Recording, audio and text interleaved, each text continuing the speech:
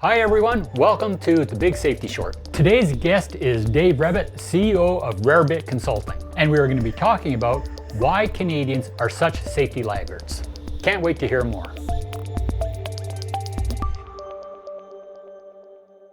Welcome to The Big Safety Short, where we delve into cutting-edge strategies and innovation shaping the future of workplace safety in high-risk industries, ensuring we protect people, property, and the environment from serious harm.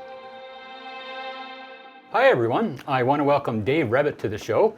Dave and I have known each other for quite some time now.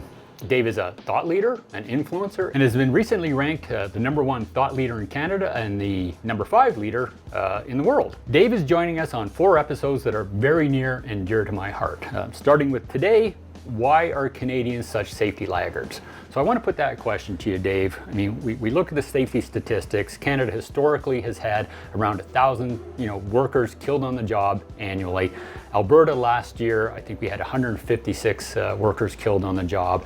And then when I look at what the UK is doing, the results are quite dramatic. They average about 130 fatalities over the years. And the question is, are we dumber? Do we not have the specific knowledge? Do we not care? What in your opinion, what is it that makes us such safety laggards? Well, that's a complex question, and there's a lot of different factors to consider. When I was doing my master's thesis, I was looking at how safety professionals affect fatality performance or traumatic fatality performance in different countries. And of course, I included the UK and the US and Canada.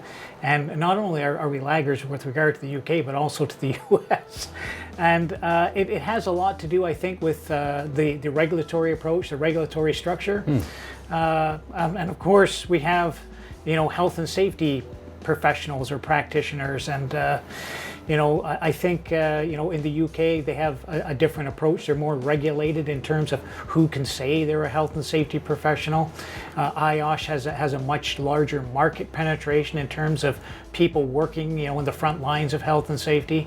And the regulator, in the UK and usually in European countries is much more aggressive, I would say, in terms of having employees, protected by managing risk rather than managing compliance. So, in Canada, we have compliance, and so people guess at what compliance looks like because only the courts really know. So when you think about compliance and you're shooting for compliance, really that's a big mistake. Why would you shoot for compliance when you could manage the risk? I think that, the problem also is, what sort of expertise do we have to offer companies who, need a health and safety practitioner? And I say practitioner because getting into health and safety in Canada is very, very easy. It's very simple. The barriers to entry, as we say, are very low. So, it's kind of a multi-dimensional problem in terms of legislation, regulatory presence, and the expertise of the health and safety people that are actually trying to manage the risk or get to compliance, whatever the company is looking for. So that's an interesting take. And to summarize it, really what you're talking about is on the regulatory model side, the EU and the UK use more of a performance-based approach when it comes to it, rather than the strict compliance saying this is what you shall do with it, rather than for those performance-based, this is what you need to accomplish with it. So again, the use of safety cases and that sort of thing. Yeah, I like that. I like that term, safety case, because we can draw a great parallel there with the pipeline industry. They used to do the same thing as everyone else, trying to get to compliance. But there was a change some years ago where, the Energy Board said, look, we want a risk-based assessment. We want you to manage the risk. So in Canada, we look for compliance. Are you complying with the law? Rather than have you identified and managed and mitigated the risk? And I think that's the European approach. Really telling companies you have to identify the risk and you have to manage and mitigate that risk. And in Canada, it's you have to identify the hazard and put in place controls. And you assess the risk, related to the hazard. But really the focus is on, did we put in enough controls? And I've seen schemes where they use a mathematical formula where controls are worth a certain amount, and if you can get 1 million points, then it's totally safe. And again, we're guessing at compliance. But it seems like an interesting change in control almost, because from the regulatory model that we look at, it says, this is what we expect you as the employer to do. Kind of like, these are the steps you need to take to land a helicopter. So we take that and we say, this is what you have to follow, whether or not it fits for your organization or not. With the performance-based, it says you need to land the helicopter. Now it's up to you, because you're the expert in what it is you do. You need to now to go to all the appropriate steps to land that safely. I think partly in North America why that makes it a little bit uncomfortable is because the regulator then comes back and says, well, obviously you didn't take those steps should something have occurred. Yeah, it's just kind of the double negative, or the negative option marketing sort of approach. Like if there was an incident, somebody must have made a mistake. And so, you didn't obviously understand the risk here. But relying on the experts, which is the company and the people who are doing the work, is the right thing to do. In the UK in particular, they if there's an incident, you can rely on the fact that the regulator is going to show up and charge you.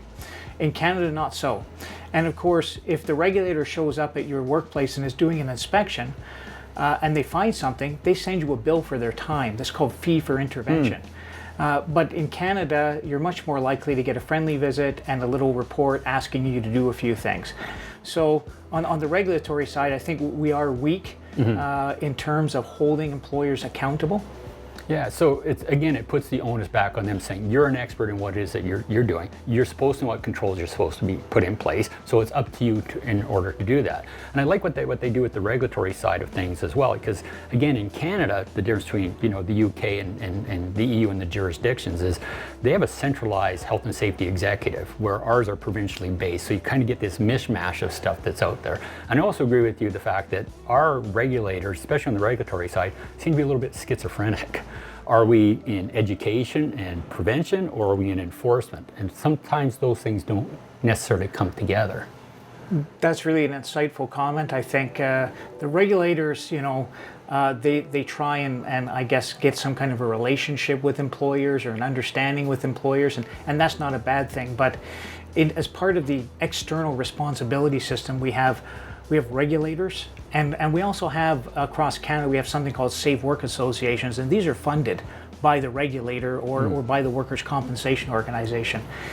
And so these are the organizations that are supposed to help employers, manage their risk and comply with legislation, but they haven't been terribly effective because there isn't good governance there. So the regulators often assume both roles. We're going to help you comply, but by the same token, we're supposed to hold you accountable. And that is a very difficult space to work in. And it's probably a larger topic when we come to that as well, Dave, because when we look at Alberta, we have the average fine is the highest fines we have in Canada. It's about $125,000 that they charge. Does that really provide enough skin in the game compared to the UK, where we see fines in the millions of pounds? And they also enforce their Corporate Manslaughter Act. So for most people in Canada, they're not even aware that we have the Westray Amendments. And when you look at that aspect of the criminal code, it is performance-based. It says you need to do what is reasonable. It doesn't say these are the steps you have to do as reasonable. It's up to you as the employer to do what is reasonable. And then the courts then decide whether or not you met those conditions. Yeah, the way that the UK looks at these things, obviously unacceptable. Someone was seriously injured and killed in the workplace. And, it kind of reminds me of a story the CBC did years ago. And they compared across Canada how much someone got fined for killing an employee at work. And the fines varied greatly. They varied from, I think, $20,000 up to just over $100,000. That's not much to pay for a life. And I think there's growing outrage actually in Canada, especially over the low level of these fines, because they really haven't escalated upwards for many years. And when you're talking about cases where there were people negligent and it resulted in death, we're starting to see a shift away from the civil, we're going to charge you under the Health and Safety Act, but we're going to charge you with manslaughter. We're going to charge you criminally. And they're targeting usually supervisors or managers. So that's interesting, Dave. I just had this conversation with Sidney Decker yesterday, and we actually asked him the same question, why Canadians are such safety laggards. And he brought up as well this whole performance-based regulatory model that's there. And of course, we talked about the use of the criminal code and skin in the game with it, because if we don't have enough consequences to it, then we're not going to get that behavior change that comes. So I think you two are very much in agreement on that side of it. When we look at Canada overall, we've seen an increase in sort of the criminal code approach, but it's still not enough there to get the behavior change that we're looking for. Any thoughts on what needs to occur to actually make that shift with us?